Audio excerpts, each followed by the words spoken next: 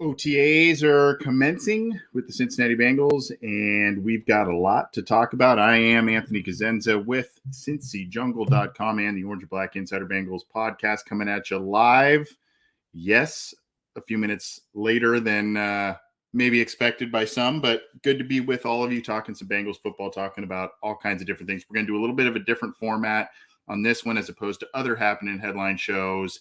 In that, yes, I always say we're going to go a little shorter, but this one we will, because this one's going to be Bengals focused, because there are some big stories here within the Cincinnati Bengals camp and with their players and whatnot. So we're going to focus primarily on the Bengals as opposed to doing Bengals and AFC North and the rest of the NFL and kind of making a longer show. We're going to go just with the Cincinnati Bengals. I hope that you have had a better weekend and a better start to your week than I have. I've been dealing with back-to-back kids with the stomach flu this weekend and into this week. So I'm hoping that starts to subside. They have also lovingly spread that to others. So I'm hoping that all of that is in the rear view very, very soon. So we are going to be moving on past that. You can use your imagination if you want on that. But anyway, good to be with all of you. As always, you can catch this show live on the Cincy Jungle Facebook page or the Orange and Black Insider Bengals podcast YouTube channel. That can be subscribed to. There's a little icon right down there. You can click on that to subscribe and the bell to be notified when we go live, when new content is available, etc. So please do that. And of course, if you do not catch the live show, you can get this show on a number of different platforms: iTunes, Stitcher, Spotify, Google Podcasts, iHeartRadio. We are on all of them. So go check that out if and when you can. And we appreciate all of the support. We've got this show. We've got the Wednesday kind of analysis show with John and myself, a longer one. We do listener questions live. We do all kinds of different things, various interviews and whatnot. So we are going to be hammering you with all kinds of content through the summer and through obviously the regular season and whatnot. We've also got a couple of partnerships and whatnot potentially brewing that will get us a lot of other material, and we'll let you know more about that as that comes about. So we're excited about that. We will see what happens and see what comes of that, but hopefully that just means more content for you all. Let's get right to it. There are a number of different things, both with the Bengals on-field workouts and some things happening off the field. As many know at this point, this came through the wire late yesterday via Tyler Dragon, who used to be on the Bengals beat, primarily now does kind of sports in general for USA Today. And this is the big news. Jesse Bates. Now, this may be a surprise to some. This may be predictable to others. And this is the link. I will pin this in the live chats for folks, as I tend to do on these Happenin headline shows. By the way, before we get into all that stuff, I do want to also give a shout out to Bengals fan Ian Ryder, local musician. He's the guy who came up, he and his band Holy Coast came up with the music on the intro and outro of the Happenin headline show. So go check out their stuff. I believe it's on Bandcamp and whatnot. So go check that out. And then, of course, on other episodes as well, there are some episodes on here that have Bleed the Sky music from Art is War Records. Go check them out as well. So at any rate, let's get it going here. Jesse Bates to skip OTAs training camp amid the franchise tag frustration. This is the headline on CincyJungle.com. So go read that how you will. But again, the report came out late on Monday. And again, USA Today's Tyler Dragon, and formerly of the Cincinnati Enquirer, he has, quote, Bates, that is, has, quote, no intention of playing under the franchise tag this year and plans to skip off-season workouts and even training camp if he doesn't reach a long-term deal. Now, we'll talk about this for a few minutes here, but this is what's interesting to me. There's kind of two different dividing lines in this statement here. There is the no intention of playing under the franchise tag and planning to skip the offseason workouts and even training camp. But then there's also just no intention of playing under the franchise tag this year. So those are two different things, right? There's the lack of not wanting to play at all as being a franchise tag player. And then, of course, there is the dividing line of we're just not going to do workouts. We're not going to do the OTAs. We're not going to do the training camp practices. I'm not going to play in preseason games, and maybe I'll show up week 1. Those are two completely different scenarios. And quite honestly, John Sharon and myself will talk about this, I'm sure, tomorrow night. But quite honestly, this was the last kind of chip to push in the middle by Bates, so to speak, based on the Bengals and he not reaching a deal last summer, this spring, and into now going into this summer, and the Bengals investing heavily in the secondary in the NFL draft. So this you had to believe then, okay, this was counter move, move, counter move, move, counter move, that sort of thing. And so now Bates has, quote, no intention of playing under the franchise tag this year and plans to skip offseason workouts and even training camp. So it's going to be really interesting to see how this entire thing plays out, if he is indeed planning on sitting out the season, if he is indeed planning to potentially skip the offseason workouts, training camp, preseason games, and that's it. And then he'll play under the franchise tag. Usually with the franchise tag, the team has a bit more leverage on this. And that's why they use the franchise tag. Players obviously don't like it because their long-term future is not intact. It's not clear. And with the franchise tag, yes, you get paid handsomely. You get paid top money at your position there, but it doesn't ensure things for the long term. And of course, as we know, with longer term contracts, there are guarantees in there. So if an injury does occur, there are windfalls, incentive, all that kind of stuff. And so this is, kind of a predicament that the Bengals need to navigate. And right now, Daxton Hill is now set to potentially step up into a really, much higher profile role as a rookie, potentially as the free safety or the starting safety alongside Von Bell. And, that's while it seems that Hill is, a very athletic person and someone that, a guy who could play quite a bit of snaps for the Bengals, even early, that's something to think about. So here's the thing, though. Okay. We shouldn't be overly surprised about this move with Jesse Bates. We figured that this was going to be, as this dragged out, these contract negotiations dragged out, and the two sides were not seeing eye to eye, we knew that this was going to be a situation wherein there's going to be push-pull from both sides, and there's going to be potentially a little bit of contention. I don't want to say nastiness, but a little bit of contention on how both sides are viewing this. We have long known that the Bengals, they just value safety lower. I don't want to say they don't value it, but they value it lower than many other positions. And this ownership, whether it's Mike Brown, who is in the driver's seat, or who has potentially taken a little bit more of a backseat in terms of operations, contract negotiations, etc., we have known that this team pays its quarterbacks, it pays its offensive tackles, it pays its wide receivers, it pays its running backs. And then, of course, it also pays, linebackers to some extent, edge rushers to some extent. It paid Geno Atkins, but it pays its corners. They draft corners very, very high. Safety is usually reserved for at the highest is usually second round. Now, Daxton Hill, pick 31, kind of a corner / safety. That goes against the grain a little bit, but Jesse Bates, second round pick. There's a pick in 2002, Lamont Thompson, that was a second round pick. You can go to many others. Mediu Williams was the bottom line is it's not normally a first round pick for the Bengals. And so now when they have used a first round pick, even though it's bordering on a second round pick, when they have used one on a player who they think can play safety, play corner, and they are having contract issues with their star safety that's currently on the roster, there's just each side trying to play the leverage game. And here's the thing with I think it's Tony Robinson or Tommy Robinson in the live YouTube chat. I don't agree with the sentiment of, he says he was a bum for half the season. I don't agree with the sentiment of a bum.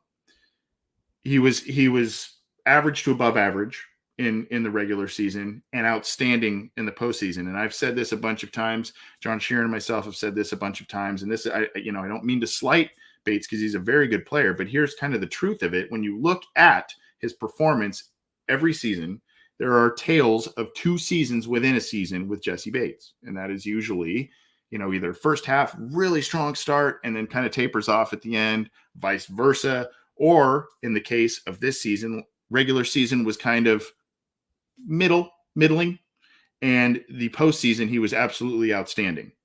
So at any rate, this is going to be a situation that looms over the Bengals organization here, and it's not really something. While it is predictable, it's not something that's necessarily welcomed so much because this is a team coming off of a Super Bowl berth last year and one that you think that they can continue to ride this momentum, and they do kind of need all hands on deck, particularly an all-pro level type of player like Jesse Bates that we saw play at that level in 2020. He was designated as a second-team all-pro in that year. So this is something that is going to, be hanging around here. I don't know that any kind of resolution is going to be, definitely not in the near future, I wouldn't think. And I don't know that a resolution is going to be seen so much in the even in the summer. And here's what's interesting to me before we move on to other topics here, because we've been on this for a few minutes. But here's what the interesting thing is to me. We've talked so much about now. It's Katie Blackburn, Elizabeth Blackburn, and others kind of running the show, quote unquote, at this point in time. Mike Brown maybe taking a little bit more of a backseat, obviously still overseeing things, but taking a little bit more of a backseat. We have seen many times with the Bengals, contract negotiations, whether it was Marvin Lewis era, pre-Marvin Lewis era, after Marvin Lewis now, we have seen players try and play the power game, the leverage game with the Brown family and the Bengals. And the Bengals don't often cave. Whether you want to point out Corey Dillon, Carl Pickens, Carson Palmer, trade me or whatever, there are a lot of different power moves attempted by players, and it doesn't often go particularly the way that they want. Now, in the case of Carson Palmer, I suppose that went the way that he wanted, but others in terms of the contract issues, that has, the power moves have really gone towards the organization. And you've seen Mike Brown in the past really dig his feet in the sand and saying, I'm not budging on what I believe here, or what I think here. And so it's going to be interesting to see if indeed he has kind of taken a little bit of a step back on that front, if the Blackburns and all of them are going to kind of take the same hardline stance here and just say what we have on the table is what we have on the table, and that's going to be it. We'll see. Jesse Bates, a very valuable player, and we'll talk about this here, and you can see a lot of this is going to segue nicely, I think. A lot, and we have said this a bunch of times. We have given a lot of different examples of this. This is DJ Reader, and again, on Cincy Jungle, I will pin this link for you to check this out. DJ Reader becoming a great interview for the Cincinnati Bengals when he gets up on the press conferences there. But I want him here. You've heard DJ Reader say it. That's the quote, by the way, but from DJ Reader. You've heard DJ Reader say it. You've heard Mike Hilton say it a bunch of times. You've heard a number of Bengals players say, I want this guy here, extend him. And so, this is something that we've heard from a lot of different players here. And here's kind of the full quote here. I want him here to be here. Reader said, I obviously want him to get paid. That's my dog. But I keep telling him those fruits are going to come. He's put in the labor, he's put in the work, and those fruits are going to come, whether it's here or somewhere else.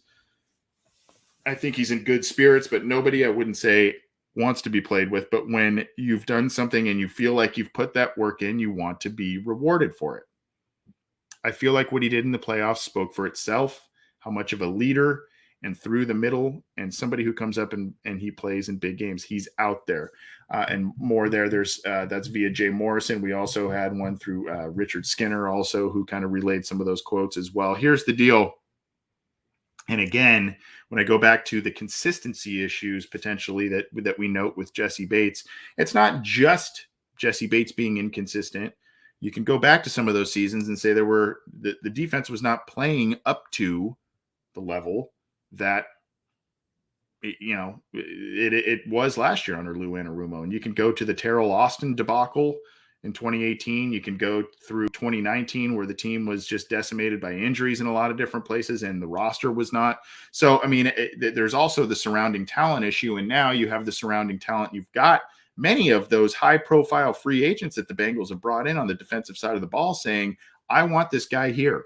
I want him here. We need him here. He's a leader. And kind of the ironic thing, last year, one of the catalysts, you would want to say an early catalyst, if you want to be dramatic about it, I guess, an early catalyst to this was Jesse Bates kind of rallying the troops, so to speak, to say, we want all hands on deck at these workouts. We want everybody here. This is the deal. And I think it was, yes, he was being a team leader and a good rah-rah guy and, kind of saying this is important for everybody to be here. But I also think that was also something to say, hey, Bengals, look, I'm a leader and I'm taking this seriously, this role seriously. So again, you're not just paying for, if you're the Bengals, you wouldn't be just paying for Jesse Bates and that 2020 All-Pro season, the very big, the extended flashes, they're flashes, but they're extended flashes of really, really high quality football. You're not just paying for that, but you are paying for leadership and you are paying for talent and you're paying for all of those things. So you're going to kind of keep that all into perspective. And of course, if you're the Bengals, in my opinion, you have to tread lightly on this as well, because if you're going to preach leadership, if you're going to preach that you're going to keep your core players intact, you want to draft, develop, retain, that's a message that's sent through the locker room. If you play well for us and you do the right things and you're a leader and you show us respect, we respect you, et cetera, et cetera, et cetera, we'll get you paid. We'll take care of your contract and all of that. This is the kind of thing that gets noticed by other players in there as well. So that's something that they have to tread lightly with, or at least navigate carefully through all of this. And they've already done very well in terms of paying people handsomely, done well in free agency the past 2-3 off seasons here in terms of getting outside talent in here. But this is one of those things that you got to really be careful with if you're an organization and make sure that you can, you handle this the right way. But regardless, interesting to see if it's going to just be, a power play through the summer and then he shows up to collect that franchise tag contract, that big number, or if it's going to be all through the season, maybe part of the season, who knows? We've seen this work both ways in terms of really poorly for someone on a franchise tag. We've seen it work out well, poorly, especially for that position. I think Earl Thomas is a guy that comes directly to mind playing on that franchise tag for Seattle. I think he ended up breaking a bone or something to that effect, or tearing up a knee. I can't remember specifically what it was, but he lost for the year. And then that was washed. And then, it kind of bounced around and out of the NFL currently, other reasons for that too. But at any rate, that's obviously an example there. And then of course there are other safety contracts that have been inked recently, long-term ones that Jesse Bates and his camp are undoubtedly looking at with everything. We're talking Jamal Adams, Justin Simmons on Denver. I mean, the last, off season, 2 off seasons. And of course, the safety that the Ravens signed. I mean, there's a bunch out there that have set the market. So at any rate, we know we know that. And the other thing with this too, the agency that does represent Jesse Bates represents a number of other Bengals, including Daxton Hill, including T. Higgins, Samaje Perine, and others. So, that's something else to monitor there. So, if you want to kind of engage in future fruitful conversations, if you're the Cincinnati Bengals, you got to keep that in mind as well. So that's the big news with the Cincinnati Bengals, aside from them doing on-field work and a lot of different things going on here. So that's Jesse Bates for the time being is not going to be at OTAs, is not planning to be at training camp, preseason, etc., threatening potentially the regular season. We will see if he actually holds up on that threat or not, and or if the two sides can come to some sort of contract agreement we will see. Definitely something that will be playing out. I don't for a while. I don't foresee this getting rectified in the very immediate future, but we'll see.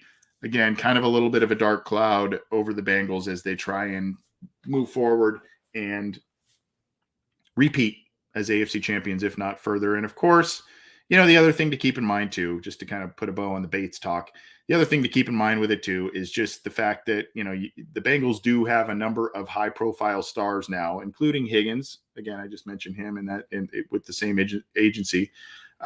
Higgins, Chase a couple years down the road, Burrow.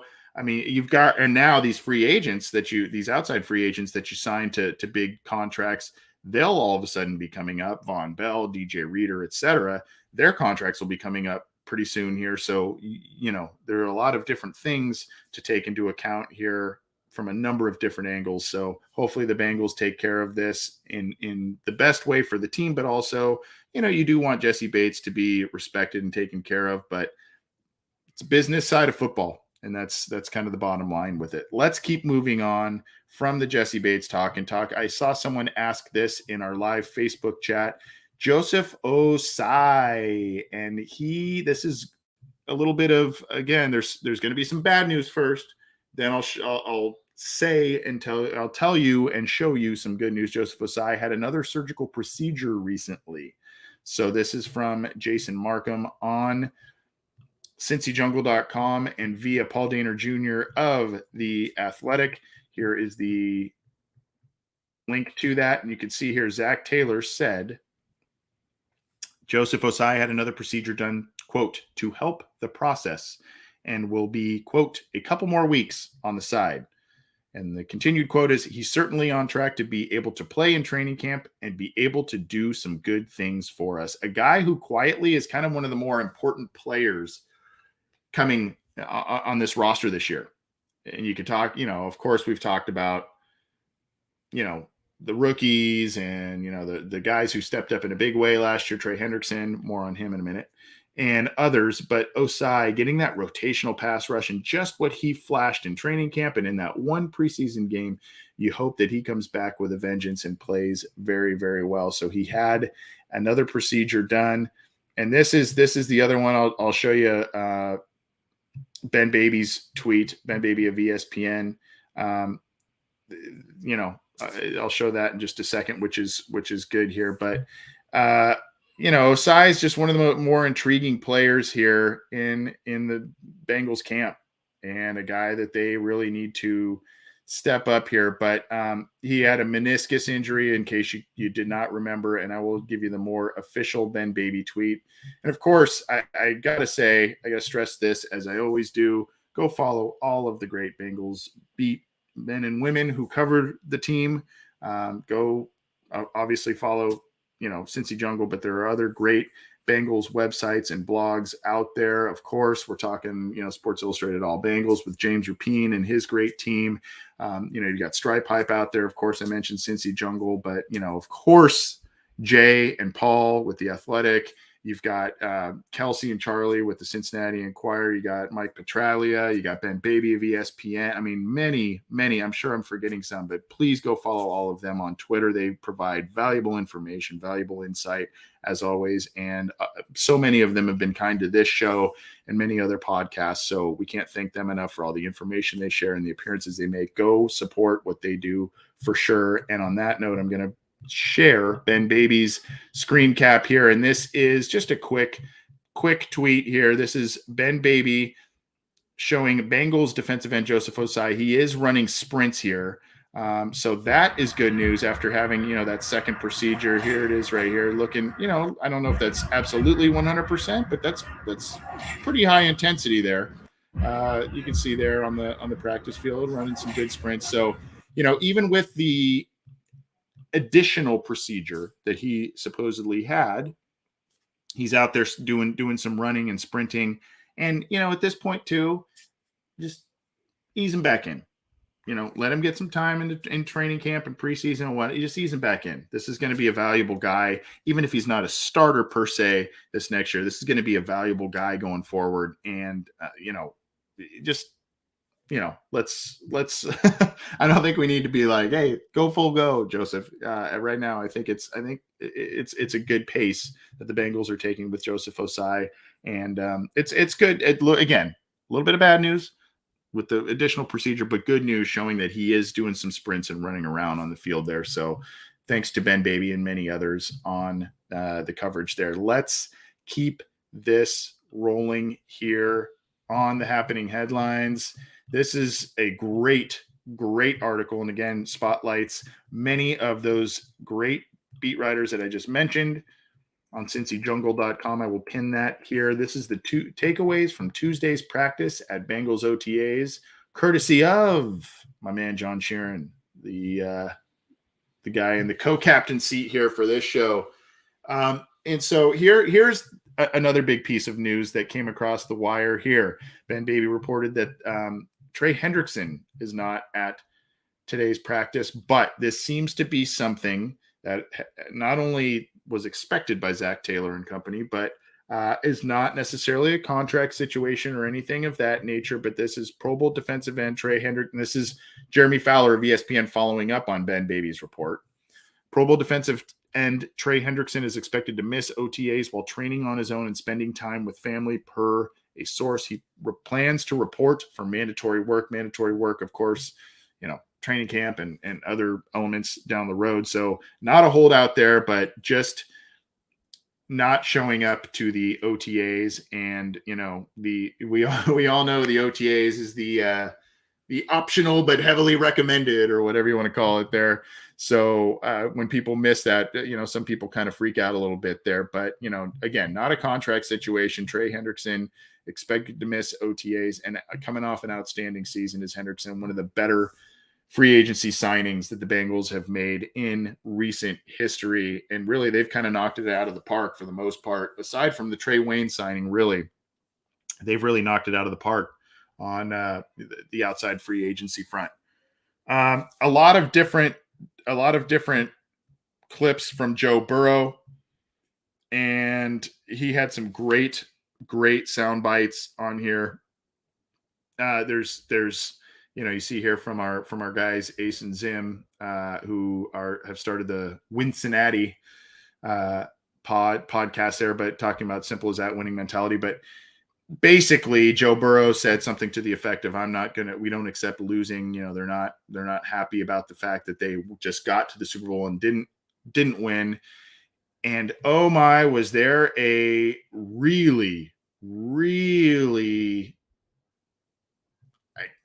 if you really want to get your heart broken, there are, and there's so many different sources to cite on this, but my goodness, there was Joe Burrow was asked about the Super Bowl and the final play in the Super Bowl, their final offensive play, wherein he was getting hit, nearly sacked, just got the ball off, and it fell short of P. Ryan. But we've seen the clips a number of times where Jamar Chase had broken free from Jalen Ramsey and was streaking up the right sideline, potentially for the game-winning or go-ahead touchdown.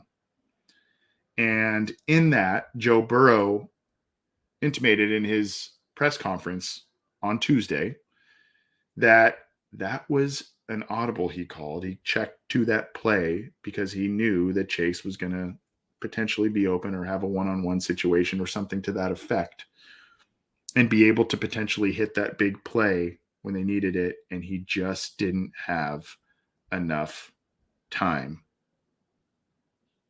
Oof.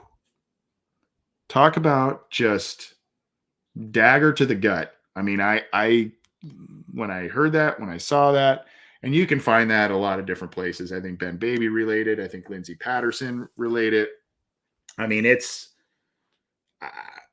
you hear that and you just go, oh my gosh, they were so close to just potentially having an absolutely just franchise changing moment, as if this postseason wasn't already franchise changing, but they just really were that close potentially. And you hear that and you're frustrated. And now you look at the fact that they said, you know what, 3 new starters on the offensive line, please and thank you. And that's what they did. And hopefully that is what will take care of things. And then, of course, Joe Burrow was, and this is via Jeff Hobson of Bengals.com. He was not practicing with the knee brace, something we saw all last year in games, all last year in practice, all OTAs, all that stuff, not practicing with the knee brace. And we don't know if he's going to wear them for the game. And there were a couple of times that he took sacks and that knee was in that brace, and you go, wow, thank God for that knee brace. But so I don't know if that kind of has become a thing where he's saying, I need to have it from here out. That's just kind of my security blanket. I don't know if he feels that he will be confident enough behind this new offensive line that he won't need that. I don't know. We'll see. But as for now, he's not practicing with the knee brace. And then here is via Dan Horde, the offensive line, the grouping there. And so that's Joe Burrow practicing with them. So a little screenshot there. You can see here, Kelsey Conway had a nice little clip of Joe Burrow and Jamar Chase doing a nice route there. Mike Petraglia saying, quote, "That's not something we think about." That's Jamar Chase on having a target on their back after being the AFC champs here. And then, of course, some different things with Jesse Bates. A little bit aside from the Ossai injury stuff, Joe Bacci and Brandon Wilson are both having ACL, coming off of ACL issues. So they're working on the side, and Marcus Bailey, kind of unknown there, not on IR last year, but is working on the side as well as Ossai there. So those are kind of the things. So really, the two major absences in the OTAs, Bates and Hendrickson. We know a little bit more about Hendrickson's future. This was kind of expected that he was going to miss OTAs, and now he's going to be reportedly back for all the mandatory stuff. And then you've got Bacci, Wilson, Marcus Bailey, Joseph Ossai working on the side. I talked about Ossai a little bit there. So that's all what's happening injury-wise on the injury front for the Cincinnati Bengals. Go check out that entire article. It is very, very thorough, and it cites a lot of different sources on Cincy Jungle there. So go check that out. And yes, we will talk a tiny bit of offensive line for Mr. Derek Farrow there. This is from Mike Petraglia again. Your Bengals starting offense featuring Joe Burrow, Williams, Carmen, Karras, Kappa, and Collins. A little bit of a clip here. Go follow him at Trags, Trags. There's the group.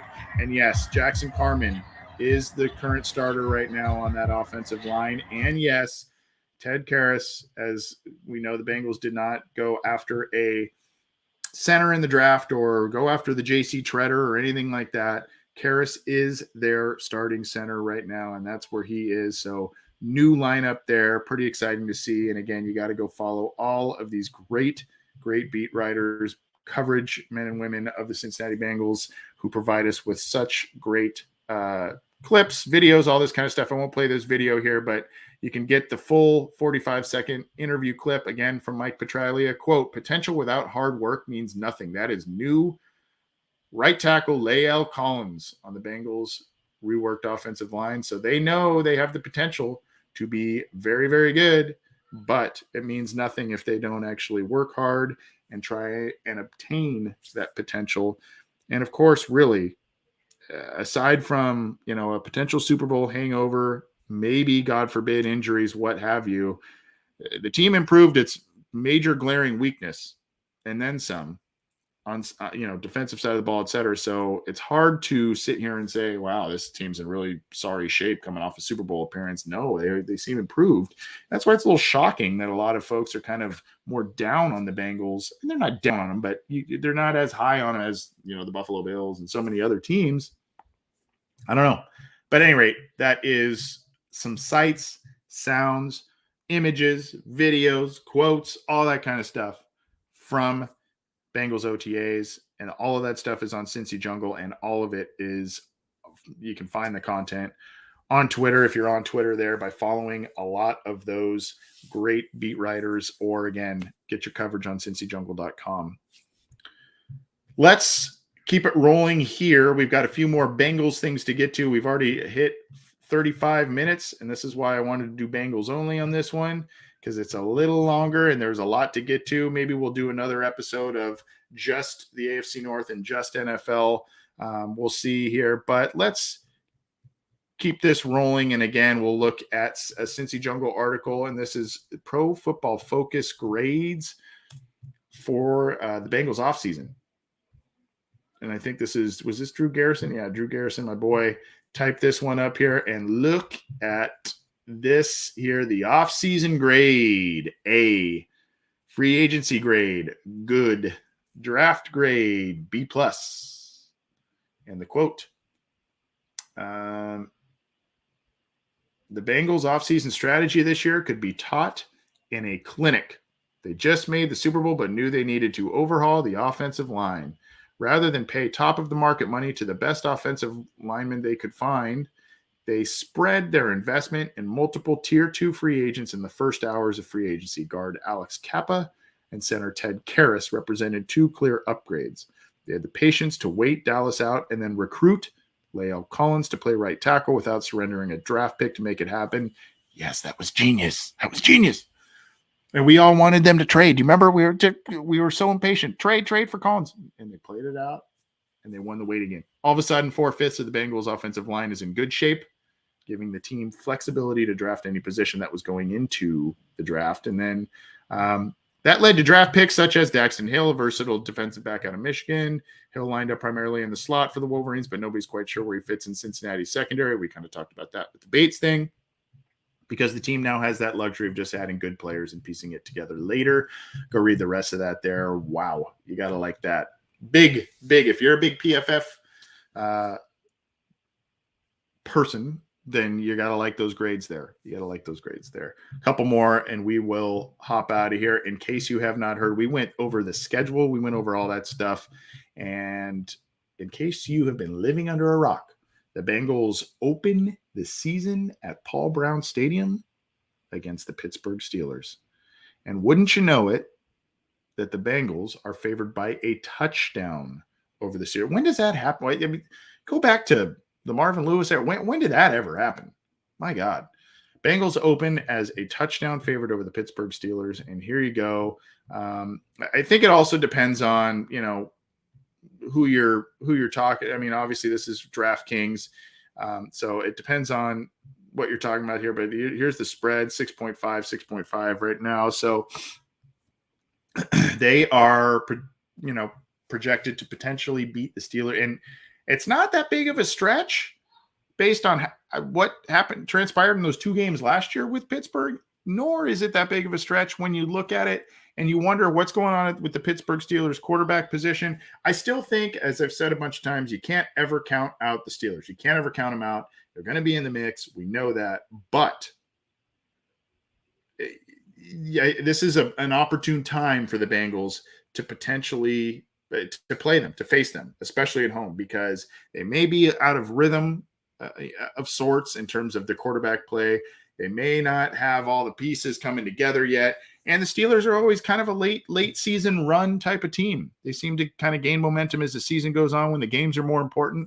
That's just kind of what's in the Steelers' DNA. But right now, the Bengals are touchdown favorites over the Steelers to open week 1. We'll see if and when that line changes, but early line has that as the deal. Now, one more. This is kind of a cool story, and we'll end on this one here. The Bengals signed a defensive back here, and Abu Jarami Soare played for the Potsdam Royals of the German Football League, went to college at Colgate.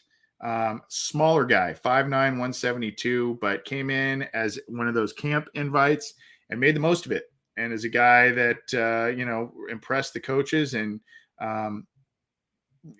did enough to get him a deal here. And there's a cool video here about his background and whatnot, but really cool story here. And one of those guys, I mean, we remember Damian Willis, the guy that, was a wide receiver that started the season. Granted, that was more due to AJ Green being injured that year. But, in 2019, Damian Willis was a guy that absolutely excited in training camp and was an undrafted guy all the way up to, week 1 starter in Seattle in that game. And so this is a guy that I'm not saying this is where this is his career arc, especially this year, but there are examples of these stories, and there are examples really of kids with cool backgrounds love football, impress the coaches, and Zach Taylor and company like to take a chance on some of these guys. Winston Rose is another one that they, kind of one of those quote unquote long shot guys, but hung around and made an impression and did a lot of cool things. So again, Abu Jarami Soiree, hopefully I am pronouncing that correctly, out of Colgate and recently of the German Football League. He has signed with the Cincinnati Bengals. That post is on Cincy Jungle and for you to digest. All right, like I said, a tiny bit abbreviated. Still got to a lot of stuff. It would have been way too long had we done the AFC North and NFL. We'd be going an hour and a half with this thing if we did that, but wanted to hammer away at the Bengals news, and there is a lot of it on this Happenin Headlines episode. We've got our Wednesday episode and more coming up this week, as we always do on the Orange and Black Insider Bengals podcast. All of it is, of course, on the Cincy Jungle podcast channel, and you can get the audio versions of the Cincy Jungle podcast. You got to go subscribe. You got to go through your favorite streamer and subscribe to the Cincy Jungle podcast channel. Our show, Matt Manick's Coach Speak and Chalk Talk, and all kinds of other stuff we have on there. That is all there for you. Got to subscribe, whether that's through iTunes, Stitcher, Spotify, Google Podcasts, iHeartRadio, all of those. We are there. YouTube, if you're watching us there, go click on that show logo down beneath me there. Subscribe, click the bell to be notified when we go live, when new content is available. And of course, you got to go give a thumbs up on the Cincy Jungle Facebook page, live stream there. We're also live streaming on a number of Twitter accounts. So check us out live if and when you can. You can see us, namely me, screw up live and poke fun at me and whatnot. But at any rate, thank you so much for tuning in. Enjoy the rest of your week. We've got more coming at you, but enjoy the rest of your week. A lot of Bengals news, some of it not so optimistic, some of it a bit more optimistic, but we'll be talking about it more and more as the summer rolls on, bringing you guests and all kinds of cool stuff. So keep it here. Keep it to cincyjungle.com for your news, opinions, analysis, etc. And we will talk to you soon.